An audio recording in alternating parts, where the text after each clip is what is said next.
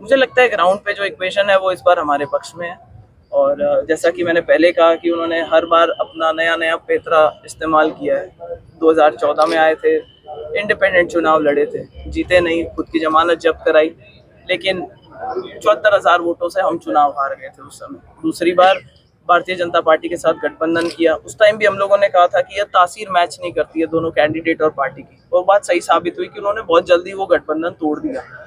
मुझे लगता है कि आज तीसरी बार अगर ये मौका आ रहा है और अगर उन्होंने इस बार गठबंधन कांग्रेस पार्टी के साथ करा है, मुझे नहीं लगता कि काट की आंधी बार बार चढ़ेगी।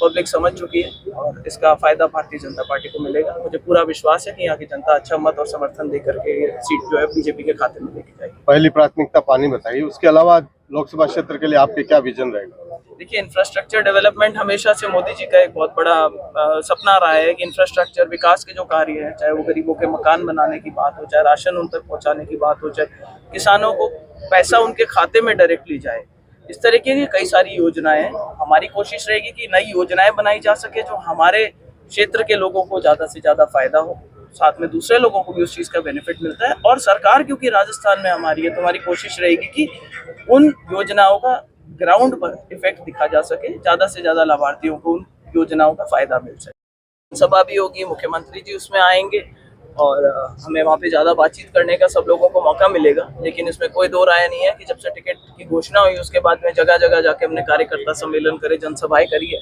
और उसमें जिस तरीके का जोश कार्यकर्ताओं में देखने को मिला है और पब्लिक में देखने को मिला है, मुझे लगता है कि नागौर में भारतीय जनता पार्टी का बहुत अच्छा मौका है। नागौर लोकसभा क्षेत्र आपके लिए नया नहीं है, लेकिन इस बार के चुनाव में क्या विजन है ज्योति मिर्धा का?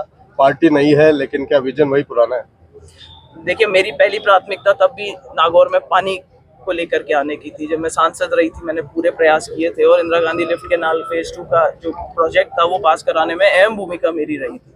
आज हमारी प्राथमिकता रहेगी कि घर घर जो जल जीवन मिशन है उसके तहत घर घर टूटी लग सके, लोगों को जो पानी की सुविधा है वो हो सके। अगर गांव ढाणी में जो लोग हमारे बसते हैं उनकी बिजली की सुविधा हो सके, हमारे जो युवा साथी हैं उनके रोजगार की बात कर सके, अगर हमारी महिलाएं हैं तो उनकी सुरक्षा की बात कर सके। अगर सरकार राजस्थान में और दिल्ली में हमारी होती है तो कई सारी चीज़ें जो है जनप्रतिनिधि के लिए बहुत आसान हो जाती है। अगर आपको एक जिसको कहना चाहिए इफेक्टिव वकील अगर मिलता है तो बहुत से ऐसे प्रोजेक्ट्स है, बड़े प्रोजेक्ट्स, विकास कार्य हो, चाहे अपने लोगों की बात हो रखने का पॉलिसी मेकिंग के अंदर, तो अपना काम करवा सकते हैं। आप दोनों तीसरी बार चुनाव मैदान में हैं, आरएलपी के प्रत्याशी से। पार्टी इस बार आप दोनों ने बदल ली, क्या मानते हैं कितने इक्वेशन बदलेंगे? मुझे लगता है ग्राउंड पे जो इक्वेशन है वो इस बार हमारे पक्ष में है।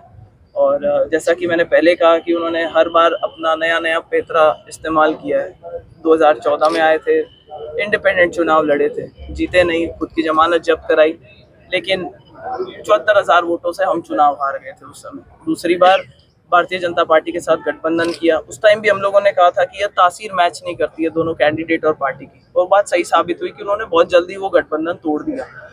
मुझे लगता है कि आज तीसरी बार अगर ये मौका आ रहा है और अगर उन्होंने इस बार गठबंधन कांग्रेस पार्टी के साथ करा है, मुझे नहीं लगता कि काट की आंधी बार बार चढ़ेगी।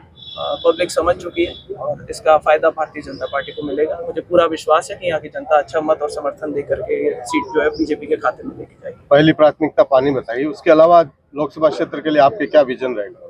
देखिए, इंफ्रास्ट्रक्चर डेवलपमेंट हमेशा से मोदी जी का एक बहुत बड़ा सपना रहा है कि इंफ्रास्ट्रक्चर विकास के जो कार्य हैं, चाहे वो गरीबों के मकान बनाने की बात हो, चाहे राशन उन तक पहुंचाने की बात हो, चाहे किसानों को पैसा उनके खाते में डायरेक्टली जाए, इस तरीके की कई सारी योजनाएं हैं। हमारी कोशिश रहेगी कि नई योजनाएं बनाई जा सके जो हमारे क्षेत्र के लोगों को ज़्यादा से ज़्यादा फायदा हो, साथ में दूसरे लोगों को भी उस चीज़ का बेनिफिट मिलता है। और सरकार क्योंकि राजस्थान में हमारी है तो हमारी कोशिश रहेगी कि उन योजनाओं का ग्राउंड पर इफेक्ट दिखा जा सके, ज़्यादा से ज़्यादा लाभार्थियों को उन योजनाओं का फायदा मिल सके।